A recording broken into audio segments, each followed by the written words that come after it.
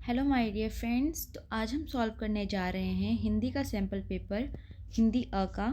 तो चलिए स्टार्ट करते हैं। खंड अ में हमें मिलेगा अपठित बोध, जिसके लिए हमें एक काव्यांश दिया होगा जिसे पढ़ के हमें उसके आंसर देने हैं। ओके, तो स्टार्ट करते हैं हम इसे।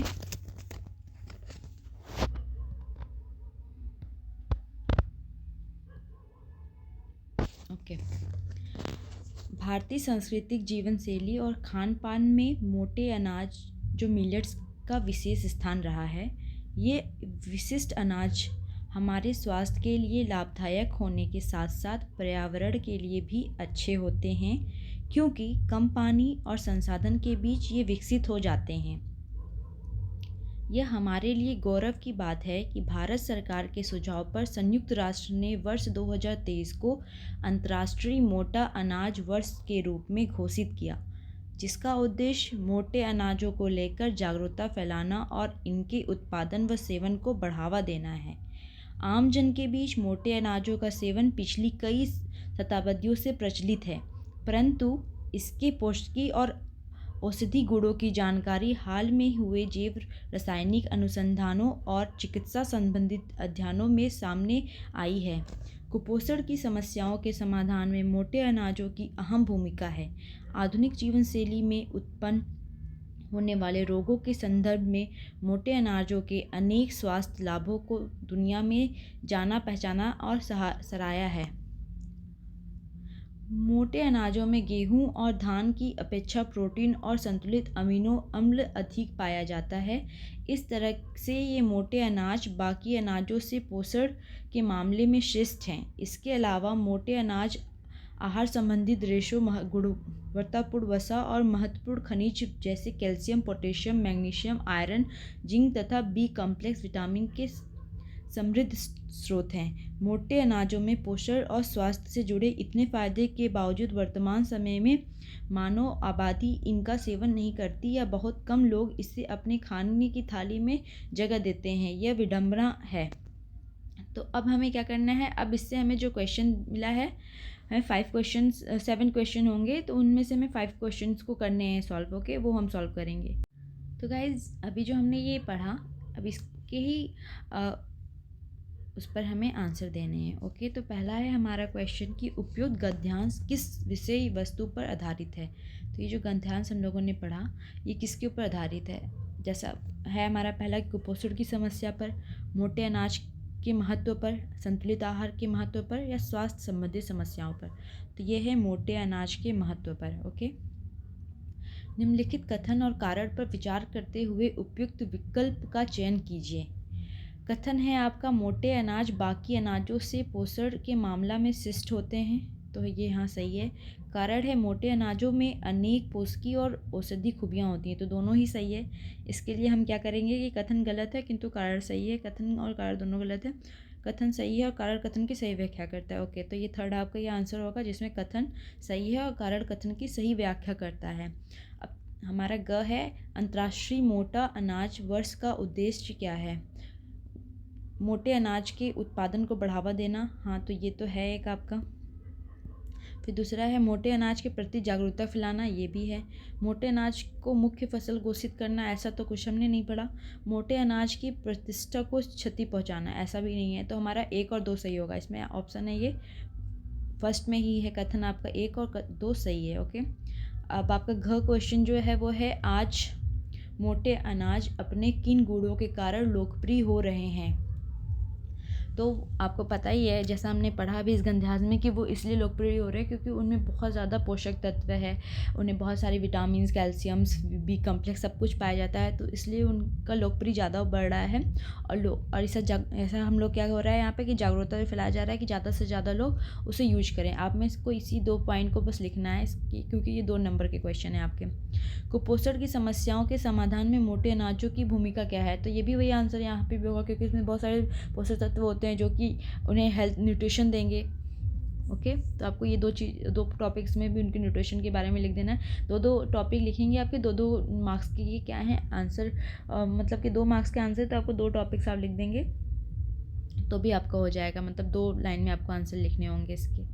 तो पहले तो क्वेश्चन जो 7 नंबर के क्वेश्चन हुआ करते थे वो सारे ही मल्टीपल क्वेश्चन हुआ करते थे, पर अब ऐसा नहीं है। आपके 2 क्वेश्चन जो हैं वो 2 मार्क्स के हैं, जो कि आपको राइट करने हैं। ओके, इन्हें आपको राइट करके बताना है। और ये जो आपके 3 क्वेश्चंस थे, इनको क्या करना था, इनको टिक करना था। तो इनको आप लोगों ने देख लिया। अब हम क्या करते हैं, अब हम पद्यांश को पढ़ेंगे। दूसरा है ये हमारा निम्नलिखित काव्यांश। अभी नहीं है ये, इसमें अब काव्यांश है। अभी हम लोगों ने पद्यांश जो पढ़ा ना, अब ये काव्यांश को पढ़ेंगे, क्योंकि एक शायद पद्यांश और एक काव्यांश होता है इसमें। तो निम्नलिखित काव्यांश को ध्यानपूर्वक पढ़कर उन पर आधारित पूछे गए प्रश्नों के उत्तर लिखिए। गुलाब का फूल है हमारा पढ़ा लिखा, मैंने उसे काफ़ी उलट पुलट कर देखा। इसे आपको बहुत ध्यान से पढ़ना है, क्योंकि इसी काव्यांश से आपको आंसर निकालना है। गुलाब का फूल है हमारा पढ़ा लिखा, मैंने उसे काफ़ी उलट पुलट कर देखा, मुझे तो वो ऐसा ही दिखा। सबसे बड़ा सबूत उसके गुलाब होने का यह है कि वह गांव में जाकर बसने के लिए तैयार नहीं है। गांव में उसकी प्रदर्शनी कौन कराएगा, वहाँ वह अपनी शोभा की प्रशंसा किससे कराएगा। वह फूलने के बाद किसी फसल में थोड़ी ही बदल जाता है। मूर्ख किसान को फूलने के बाद फसल देने वाला ही तो भाता है। गांव में असली ठीक है गांव में इसलिए ठीक है अलसी और सरसों और तीली के फूल, जा नहीं सकते वहाँ कदापि गुलाब और लिली के फूल। बुरा नहीं मानना चाहिए उस गुलाब वृत्ति का गांव वालों को, क्योंकि वहाँ रहना चाहिए सिर्फ ऐसे हाथ पाँव वालों को, जो बो सकते हैं और काट सकते हैं, कुएं खोद सकते हैं, खाई पाट सकते हैं, और फिर भी चुपचाप समाजवाद पर भाषण सुनकर वोट दे सकते हैं गुलाब के फूल को। तो ये क्या है, ये आपका काव्यांश है, जो कि आपको बहुत ध्यान से पढ़ना है। अब इसी के आधारित पे आपको इसके क्या करने हैं, उत्तर देने हैं। ओके, तो इसमें भी आपके 7 मार्क्स के क्वेश्चंस हैं, जिनको आपका आंसर देना है। प्रस्तुत कविता में किस भाव की प्रधानता है। तो इसमें होगा आपका हास्य, प्राकृतिक सौंदर्य, व्यंग, आक्रोश। तो इसमें हास्य नहीं होगा, प्राकृतिक सौंदर्य भी नहीं होगा, इसमें आपका होगा व्यंग। ओके, अब दूसरा है आपका ख, गुलाब किसका प्रतीक है। तो अभी हम लोगों ने ये पढ़ा, ये किसके ऊपर बेस्ड था, ये बेस्ड था शहर के पढ़े लिखे नौजवानों को पर बेस्ड था, जो कि गुलाब, जिसको गुलाब का प्रतीक इन्हें कहा गया है, शहर के पढ़े लिखे नौजवानों को। ओके, तीसरा है आपका कि निम्नलिखित कथन और कारण पर विचार करते हुए उपयुक्त विकल्प का चयन कीजिए। बुरा नहीं मानना चाहिए इस गुलाब वृत्ति का, वह बचपन से शहर में ही पला बड़ा है। बुरा नहीं मानना चाहिए क्योंकि वो बचपन से वहीं पला बड़ा है। तो क्या ये क्या सही है कि गलत है, तो दोनों ही सही है, क्योंकि बुरा नहीं मानना चाहिए क्योंकि वो लोग बचपन से शहर में रहे हैं, तो उन्हें शहर की ही सब कुछ अच्छी लगेंगी, वो गांव में वहाँ सर्वाइव नहीं कर पाएंगे। इसलिए कथन सही है और कारण कथन की सही व्याख्या करता है। ओके, ये पूरा आपका जो काव्यांश था वो गुलाब का, मतलब कि गुलाब का एग्जाम्पल देके आपको शहर में रहने वाले जो नौजवान हैं, जिनका बचपन पूरा शहर में गुजरा है, उनके ऊपर वो बेस्ड है। ओके, अब ये पूछ रहा है क्वेश्चन आपसे, गुलाब गांव में जाकर बसने के लिए तैयार क्यों नहीं है। अब जो शहर में है वो गांव में जाने को तैयार क्यों नहीं है। पहला तो है कि उन्हें शहर में जो सुविधाएं मिल रही हैं वो उन्हें गांव में नहीं मिल पाएगा, आप ये लिख सकते हैं। दूसरा आप लिख सकते हैं कि वहाँ पे वो जो जॉब कर रहे हैं उस जॉब को वहाँ पे गांव में वो अडॉप्ट नहीं कर सकते हैं, तो इसलिए वो वहाँ गांव में नहीं जाना चाहते। तीसरा क्वेश्चन, मतलब ये आपका 5वां क्वेश्चन है, कविता के आधार पर लिखिए कि किसान को किस तरह के फूल भाते हैं और क्यों। तो किसान को, जैसे अभी हम लोगों ने पढ़ा था, यहाँ पर आपने देखा था कि किसान को वैसे फूल भाते हैं जो कि क्या करते हैं, जो कि फल दे सके, फसल देने वाले भाता है, ये हम लोगों ने पढ़ा था ना। ये आप यहाँ पे आंसर लिख सकते हैं। तो अब आपका दो, जो एक काव्यांश और एक पद्यांश था, वो कंप्लीट हो चुका है। अब खंड ख आ गया है, जिनमें आप देखेंगे व्याकरण। ओके, तो गाइस इसमें क्या करना है आपको, इसमें आपको बताना है वाक्य भेद। आपने वाक्य भेद पढ़ा होगा अभी तक। तो पहला है आपको इसे सरल वाक्य में बदलना है। आपका है ये कि नवाब साहब ने तौलिया झाड़ा और सामने बिछा लिया। तो आप जानते होंगे कि सरल वाक्य में और नहीं ऐड होता है, तो इसे हमें और को हटाना है। तो यहाँ पे हम लिख लेंगे नवाब साहब ने तौलिया झाड़ा, और को हटाना है, इसलिए हम यहाँ पे क्या करेंगे कि झाड़ कर सामने बिछा लिया। यहाँ पर आपको झाड़ा जो है, यहाँ पे आप इसे झाड़ कर लिख सकते हैं। ओके, ये नवाब साहब ने तौलिया झाड़ कर सामने बिछा लिया, ये आपका हो जाएगा सरल वाक्य में चेंज। ओके, सेकंड है आपका हवलदार साहब को उधर से गुजरते समय मूर्ति में कुछ अंतर दिखाई दिया। इसे आपको मिश्र वाक्य में बदलना है। तो मिश्र वाक्य में बदलने के लिए जब तब इन सब चीज़ों का क्या करना होता है, हमें प्रयोग करना होता है। तो अब हम क्या करेंगे, यहाँ पे हवलदार साहब से पहले हम लगा देंगे जब। ओके, तो जब हवलदार साहब उधर से, को नहीं लिखेंगे यहाँ पे, को हमें हटाना है। साहब उधर से गुजरते समय मूर्ति में कुछ अंतर दिखाई दिया।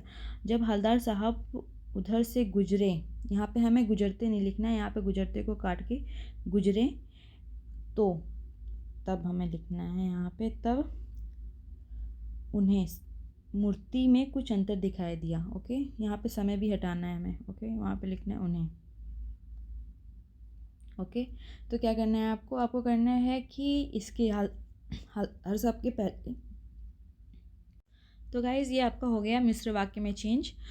इस हवलदार साहब के पहले आपको जब लगाना है, जब हवलदार साहब उधर से गुजरे, और को यहाँ से हटाना है, उधर से गुजरे तब उन्हें मूर्ति में कुछ अंतर दिखाई दिया। ओके, ये आपका हो गया मिश्र वाक्य में। अब थर्ड है आपका, मनु ने एक इशारे पर लड़कियां कक्षा से बाहर निकलकर नारे लगाने लगीं। इसे संयुक्त वाक्य में बदलना है। तो संयुक्त में सबसे अच्छा है कि आप कहीं पे भी और ऐड कर दें। इसके लिए आप कर सकते हैं, मनु के एक इशारे पर लड़कियां कक्षा से बाहर निकली और नारे लगाने लगीं। यहाँ पे आप और लगा सकते हैं, निकल कर नहीं, यहाँ पे निकली लगाइए, निकली और नारे लगाने लगी। ठीक है, अब आपको घ देखना है। घ में है कार्तिक आया नहीं कि, ओके, ये वाक्य भेद, रचना की तरह से वाक्य भेद बताए। हाँ, कार्तिक आया नहीं कि बाल गोविंद भगत की प्रभृतियाँ शुरू हो गई, प्रभातियाँ शुरू हो गई। तो ये क्या है, कार्तिक आया नहीं की, तो यहाँ पे क्या होगा, ये आपका है मिश्र वाक्य। अब आपको वाक्य बताना है, तो ये है आपका मिश्र वाक्य। ओके,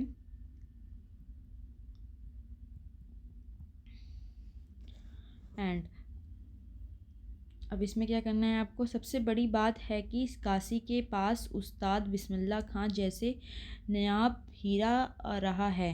रेखा की उपवाक्य का भेद बताए लिखना है आपको। तो इसमें क्या है, काशी के पास उस्ताद बिस्मिल्लाह खां जैसे नायाब हीरा रहा है। तो यहाँ पे आपको दिख रहा है, यहाँ पे है आपका कि जैसा नायाब हीरा रहा है, ये है आपका संज्ञा उपवाक्य। ओके,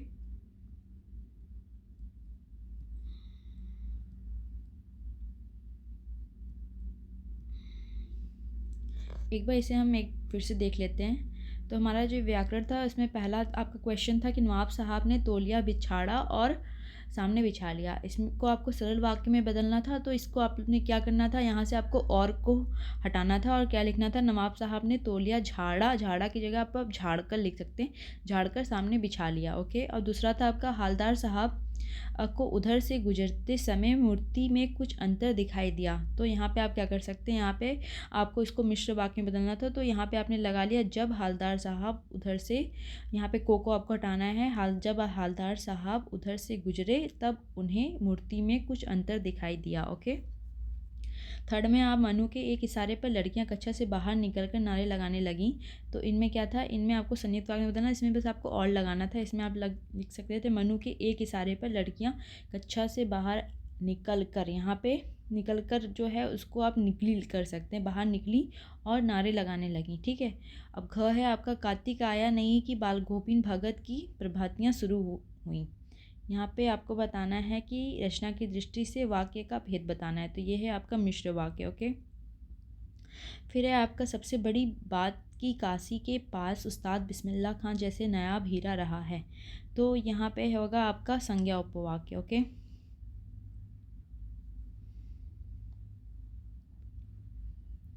अब हम देखेंगे फोर्थ में आपको बताना है, निम्नलिखित वाच्य पर आधारित 5 प्रश्नों में से किन्हीं 4 प्रश्नों के उत्तर आपको लिखने हैं। ओके, तो इसमें पहला है आपका, पतहू ने भगत को दुनियादारी से निवृत्त कर दिया था। इसको कर्मवाच्य में बदलना है। तो आपको पता है कि कर्मवाच्य में बदलने के लिए हम क्या करते हैं, द्वारा का प्रयोग करते हैं। तो यहाँ पे हम लिख सकते हैं, पतहू ने भगत को दुनियादारी से निवृत्त किया। तो पतहू के द्वारा, ने को हटाना है यहाँ से, हम यहाँ पे द्वारा लिखेंगे। ओके,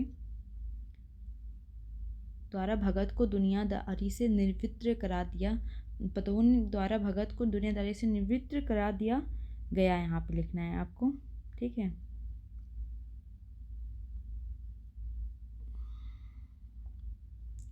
और ख में है कि नवाब साहब द्वारा खीरे पर मसाला छिड़का गया।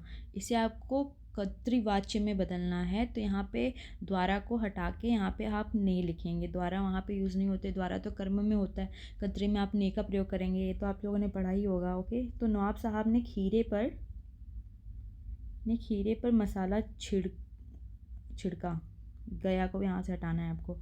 अब भाववाच्य में से बदलना है तो आप लिखेंगे यहाँ पे आओ पेड़ पर ध्यान छाया, पेड़ की छाया में बैठें। तो यहाँ पे आप लिख सकते हैं आओ पेड़ की छाया में बैठा जाए। यहाँ पे लिख सकते हैं आप बैठे को बैठा जाए। ओके, और घ है आपका मुझसे ये काम नहीं हो सकता। इसको आपको कर्तृवाच्य में बदलना है। तो मुझसे ये काम नहीं हो सकता को आप लिख सकते हैं कि मैं यह काम नहीं कर सकता। ओके, मैं ये काम नहीं कर सकता, नहीं कर सकता, ये आपका हो गया, चेंज हो गया ये कर्तृवाच्य में। ओके, अब फिफ्थ है आपका कि उद्धव द्वारा ज्ञान का उपदेश दिया गया। इसमें आपको वाच्य पहचान कर भेद बताना है। तो उद्धव द्वारा, द्वारा से ही आप समझ रहे हैं कि ये क्या है। द्वारा से आपको समझ में आ गया होगा कि ये कर्म वाच्य है। ओके, द्वारा जहाँ होगा वहाँ पे कर्मवाच्य होगा, और जहाँ पे आपको ने दिखे या फिर तो आप वहाँ पे यूज़ कर सकते हैं कर्तृवाच्य का। भाववाच्य में बदलने के लिए आप जैसे कि आओ पेड़ की छाया में बैठे हैं, वहाँ पे आप लगाएंगे कि आओ पेड़ की छाया में बैठा जाए, किया जाएगा, जाता नहीं है। ये सब क्या है, ये सब भाववाच्य हैं। ओके, तो इनमें सिर्फ आपको सिर्फ 4 करने थे, 5 दिए जाएंगे आपको। तो पहला था आपका कि पतोह ने भगत को दुनियादारी से निवृत्त करा दिया था। तो यहाँ पे आप लिख सकते, इसको आपको कर्म में बदलना था। तो पतोह द्वारा भगत को दुनियादारी से निवृत्त करा दिया गया था। नवाब साहब द्वारा खीरे पर मसाला छिड़का गया। तो नवाब साहब ने खीरे पर क्या किया, मसाला छिड़का। आओ पेड़ की छाया में बैठें। तो यहाँ पे आप लिखेंगे भाववाच्य में बदलना है, आओ पेड़ की छाया में बैठा जाए। ओके, एक सेकेंड। ठीक है, अब क्या है आपका है निर्देश अनुसार पद परिचय पर आधारित 5 प्रश्नों में से किन्हीं 4 प्रश्नों को रेखांकित पदों पर का पद परिचय आपको देना है। ओके, तो आपको इन्हें क्या करना है, इनका पद परिचय देना है। ओके गाइस, जिसमें आपको 6 में है, छठा है आपका निर्देश अनुसार अलंकार को पहचानना है। ओके, तो अलंकार को जो रेखांकित है उनके अलंकार आपको बताने हैं। पहला है आपका प्रीति नदी में पाँव न बोरियो। तो प्रीति नदी ये क्या है, यहाँ पे है आपका रूपक अलंकार। ओके,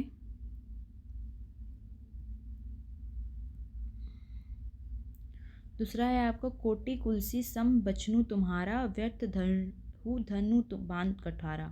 तो कुलसी सम बचनु तुम्हारा ये क्या है, कुलसी सम बचनु तुम्हारा है उपमा अलंकार। ओके, यहाँ पे हो जाएगा आपका उपमा अलंकार। ओके, थर्ड है आगे नदियाँ पड़ी अपार, घोड़ा कैसे उतरे पार, राणा ने सोचा इस पार, तब तक चेतक था उस पार। ये क्या है, ये है आपका अतिशयोक्ति अलंकार। ये तो आप लोगों ने बहुत बार सुना होगा, ये बहुत बार आपका एग्ज़ाम में आ चुका है, प्रीवियस ईयर क्वेश्चन ही है ये अतिशयोक्ति अलंकार है, क्योंकि इसमें बढ़ा चढ़ा के बताया जा रहा है। ओके, घ है आपका सिमटा हुआ संकोच है हवा की थिरकन का। तो ये क्या है, ये हवा को जीवित में बता दिया है इसकी। तो यहाँ पे हम क्या करेंगे, ये हो जाएगा आपका मानवीकरण अलंकार। जहाँ जो निर्जीव चीज़ को जीवित में बताया जाए वहाँ पे आप यूज़ करते हैं मानवीकरण अलंकार। ओके,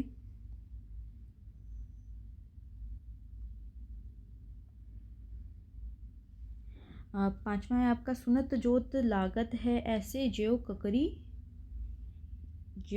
करोई ककरी। ओके, सुनत जोत जोग लागत है ऐसे, जो करोई ककरी। यहाँ पे आपका है उत्प्रेक्षा अलंकार। ओके, उत्प्रेक्षा अलंकार के बारे में आप जानते होंगे कि जहाँ पर जो का प्रयोग होता है वहाँ पे हम क्या करते हैं, उत्प्रेक्षा अलंकार लेते हैं। ओके, मनहु जनहु इन सब चीज़ों को आपने पढ़ा होगा। यहाँ पे क्या होता है, वहाँ पे आप उत्प्रेक्षा अलंकार लगाते हैं। जहाँ पे आपको ज्यो मनहु जनहु का प्रयोग होता है वहाँ पे आप लगाते हैं उत्प्रेक्षा अलंकार। यहाँ पे आपका ज्यो है ना, उसी के आधार पे ये उत्प्रेक्षा अलंकार हुआ। अब घ हम देखते हैं। घ में आपको पाठ्य पुस्तक पर ये आपको जो मिला है ये पाठ्य पुस्तक पे एक पढ़ी होगी आपने ये स्टोरी, उसी पे आधारित आपको ये आंसर देने हैं। ओके, तो चलिए इसे पढ़ते हैं। वही पुराना स्वर, वही पुरानी ललिता, वही पुराना स्वर, वही पुरानी तलिनता। घर में पतोहू रो रही है जिसे गांव की स्त्रियां चुप कराने की कोशिश कर रही हैं। तो ये आपका बाल गोविंद भगत वाली स्टोरी है। किंतु बाल गोविंद भगत गाए जा रहे हैं।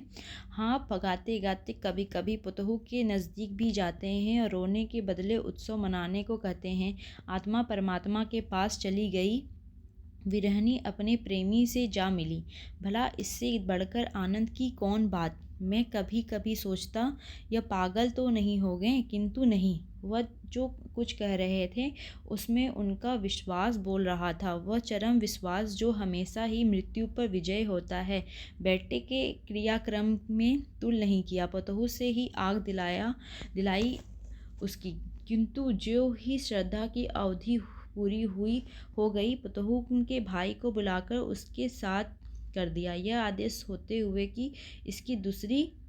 कि इसकी दूसरी शादी करा देना। अब क्या करना है हमको, इसी के आधार पे आपको इसके उत्तर देने हैं। ओके, तो पहला है क्वेश्चन कि ये तो आपने पढ़ा होगा अपने बुक से, तो आप इसका बहुत ईजिली आंसर दे देंगे।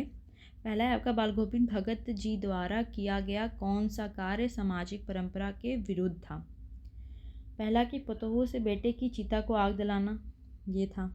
पतोहू को उसके भाई के साथ मायके भेजना, बेटे का श्राद्ध विधि विधान से रोकना और बेटे की मृत्यु का उत्सव में मनाना। इनमें से आपको बताना है कि भगत जी द्वारा किया गया कौन सा कार्य सामाजिक परंपराओं के विरुद्ध है। ओके, तो इनमें से कथन ए है कि कथन पहला और कथन दूसरा सही है, या फिर कथन तीसरा सही है। ओके, तो आपका तीसरा सही होगा, क्योंकि पहला और चौथा इसमें सही है। पहला तो पतोहू से बेटे की चिता को उन्होंने आग दिलवाया, दूसरा था बेटे की मृत्यु को उत्सव में मनाना। ये क्या था, ये दोनों ही सामाजिक परंपराओं के विरुद्ध था। ओके, दूसरा है कि विरहनी अपनी प्रेमी से जा मिली। इस कथन में बाल गोविंद भगत के अनुसार विरहनी कौन है, तो विरहनी आप जानते होंगे वो है आत्मा। और तीसरा है आपका, निम्नलिखित कथन और कारण पर विचार करते हुए उपयुक्त विकल्प का चयन कर लिखिए। बाल गोविंद कथन है कि बाल गोविंद भगत ने अपने पुत्र को मुखाग्नि देने का कार्य अपने पुत्र वधू से करवाया। बाल गोविंद भगत रूढ़ि विरोधी और नारी सम्मान के पक्षधर थे। तो क्या है, इसमें से आपको कथन गलत है किंतु कारण सही है। कथन और कारण दोनों ही गलत हैं। कि कथन सही है, या फिर कारण कथन की सही व्याख्या करता है, या फिर कथन सही है किंतु कारण कथन की सही व्याख्या नहीं करता। इसमें क्या है, इसमें थर्ड होगा कि कथन सही है और कारण कथन की सही व्याख्या करता है। तो क्या था इसमें, बाल गोविंद भगत ने अपने पुत्र को आग दिलाया अपने पतोहू से। और इसमें दूसरा भी ये भी सही है, क्योंकि वो रूढ़िवादी और नारी सम्मान के पक्षधर थे। चौथा क्वेश्चन है, लेखक को यह संदेह है कि बाल गोविंद भगत कहीं पागल तो नहीं हो गए, क्योंकि वे पतोहू को उसके भाई के साथ मायके भेज रहे थे। वे रोने के बदले उत्सव मना रहे थे।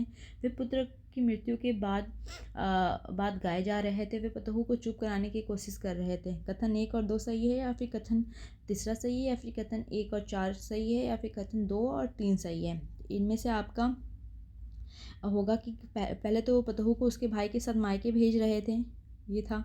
और दूसरा था, आप लोगों ने देखा कि वो रोने के बदले उत्सव मना रहे थे। ओके, तो ये हो जाएगा आपका फोर्थ। कथन दूसरा और तीसरा सही है। वे रोने के बदले उत्सव मना रहे थे और पुत्र की मृत्यु के बाद गाए जा रहे थे। ये देख के क्या हो रहा था, जो लेखक थे उन्हें ये संदेह हो रहा था कि कहीं वो पागल तो नहीं हो गए हैं। ठीक।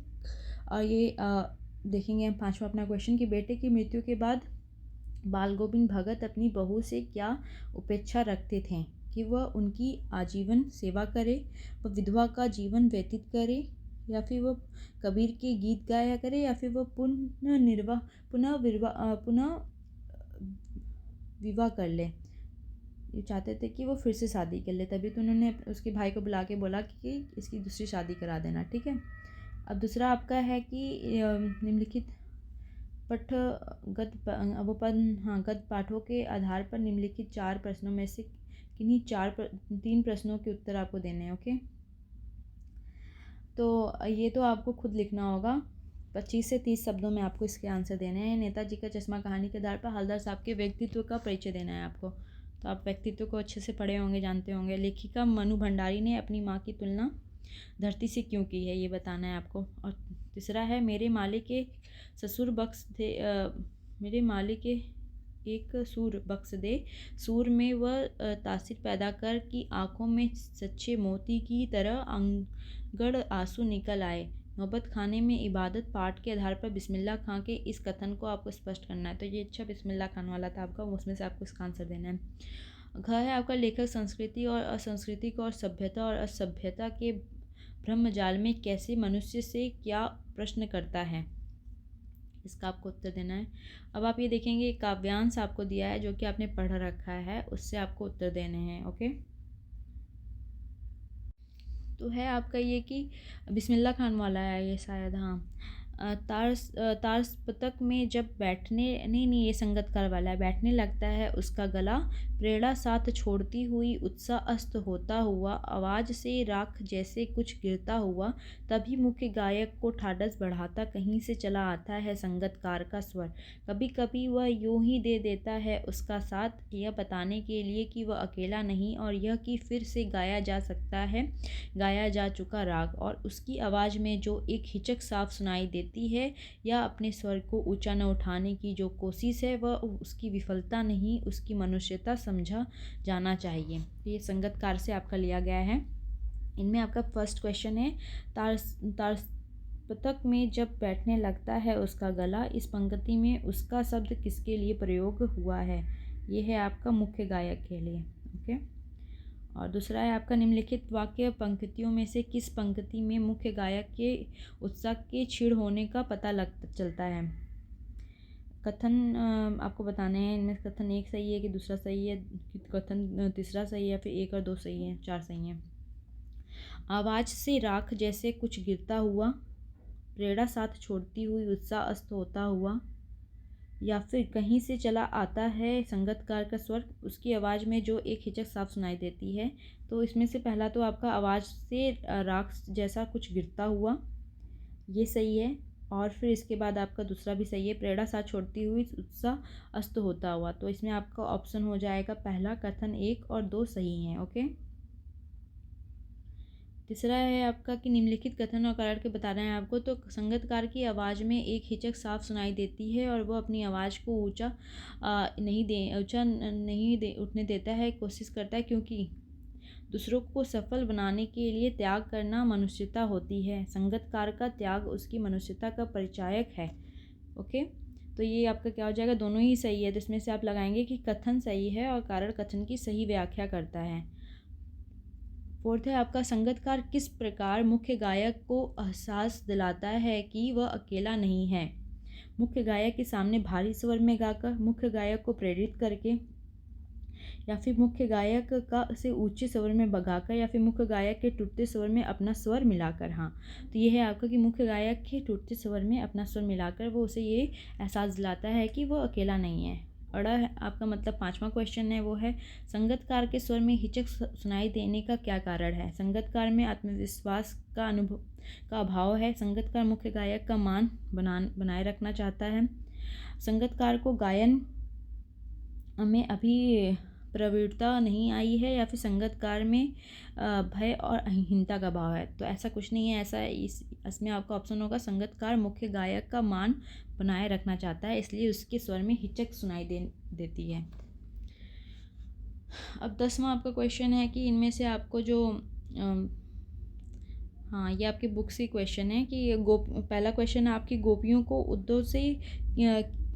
उद्धव से क्यों कहना पड़ा कि हरी है राजनीति पढ़ाई सूरदास के पद के आधार पर लिखना है। ये आपका पहला चैप्टर है, उसमें आपको आंसर देना है ये सो बिलगऊ बिहाई समाजा न तो मारे जाए चाहे सभी राजा। अच्छा, ये तो आपका बोला था ना, परशुराम जी ने जो कहा था, ये परशुराम जी ने मुँह से ऐसा सुनकर लक्ष्मण की क्या प्रतिक्रिया हुई। ये आपका दूसरे चैप्टर का क्वेश्चन है। तीसरा है उत्साह और अट नहीं रही पाठ कविताओं के आधार पर सूर्यकांत त्रिपाठी निराला जी ने प्राकृतिक चित्रण का वर्णन अपने शब्दों में कीजिए। ये आपको अपने शब्दों में बताना है। आत्मकथ्य कविता के माध्यम से कवि श्री जयशंकर प्रसाद जी के व्यक्तित्व को जो झलक मिलती है झलक जो मिलती है वह उनकी ईमानदारी और साहस का प्रमाण है, स्पष्ट करना है आपको ये। और 11 है आपका पूरक पाठ। हाँ, जो आपको पूरक पाठ्य पुस्तक एक चलती है उसमें से आपको ये उत्तर देना है। ये माता का आंचल वाला पहला चैप्टर से आया है। दूसरा है कि यंत्रों की दुनिया में मनुष्य को यांत्रिक व भाव शून्य बनाने का कार्य किया गया है। सना सना पाठ से आपको ये लिखना है। मैं क्यों लिखता हूँ पाठ के आधार पे आपसे पूछा जा रहा है कि बताइए कि भीतरी व्यवस्था क्या है। लेखक श्री अज्ञे जी ने इसे व्यवस्था क्या है इसे स्पष्ट करने के लिए किसकी चर्चा की है। ओके, और अब आपका है कि रचनात्मक लेखन है, तो इससे तो आप कर लेंगे कि इसमें आपको अनुच्छेद लिखना है। 3 में से किसी पे भी लिख सकते हैं। ऑनलाइन गेमिंग पे लिख सकते हैं, स्वस्थ जीवन शैली पे लिख सकते हैं, हाल ही में देखी गई कोई फिल्म नाटक की समीक्षा पे भी आप लिख सकते हैं। तीनों में से किसी एक पर आपको 120 शब्दों में अनुच्छेद लिखने हैं। 13 है आपका क्वेश्चन कि इसमें क्या करना है। आप आनंद हैं अपने क्षेत्र में बिजली की कटौती से उत्पन्न समस्याओं का उल्लेख करते हुए किसी लोकप्रिय दैनिक समाचार पत्र के संपादक को लगभग 100 शब्दों में आपको पत्र लिखना है। ये भी आप कर लेंगे। और 14 आपका क्वेश्चन है कि आप प्रेरक हैं, आपने हिंदी विषय में एमए किया है, साथ ही आपके पास बीएड की डिग्री भी है। आपके शहर के एक प्रतिष्ठित विद्यालय में हिंदी विषय के स्नातक शिक्षकों के कुछ पद रिक्त हैं। आपको उस पद के लिए आवेदन करना है। इसके लिए आपको 80 शब्द में अपना एक सविवृत्त तैयार करना है। या आप ये कर दे सकते हैं या फिर आप ईमेल लिख सकते हैं। ईमेल भी लिखने के लिए आपको है कि आप प्रेरणा या प्रेरक हैं, आपके क्षेत्र में सफाई स्वास्थ्य चरमराई हुई है। सफाई कर्मचारी अक्सर अनुपस्थित रहते हैं। नगर निगम अधिकारी को इससे अवगत कराते हुए लगभग 80 शब्दों में आपको ईमेल भी लिखना है। तो और 15 आपका ये लास्ट क्वेश्चन है। 15 क्वेश्चन जो है वो है सौर ऊर्जा के उपयोग को प्रोत्साहन देने के लिए एक आकर्षक विज्ञापन लगभग 40 शब्दों में देना है आपको। तो आप विज्ञापन तो आप बहुत ईजिली बना लेंगे। ओके, या फिर आप लिख सकते हैं उनके अवसर पर बधाई देते हुए 40 शब्दों में बधाई संदेश लिख सकते हैं, या फिर विज्ञापन। तो विज्ञापन ज़्यादा ईजी होता है, वो आप लिख लेंगे। ओके, तो ये आपके पूरे क्वेश्चन हो गए। 15 क्वेश्चन थे आपके, उनको हम लोगों ने सॉल्व कर लिया है, देख लिया है। बहुत से क्वेश्चन सॉल्व नहीं किए क्योंकि उनके लिए मुझे राइट करना पड़ेगा। ओके, इन्हें आप देख लीजिएगा। आपके ये जो सैम्पल पेपर हैं वो काफ़ी इजी आए हुए हैं इस बार के। सैम्पल पेपर को ज़रूर से देख के जाइएगा, बिकॉज सैम्पल पेपर से हर बार बहुत सारे क्वेश्चंस देखने को मिलते हैं। Okay, till that keep learning, bye, take care, best of luck for Hindi examination.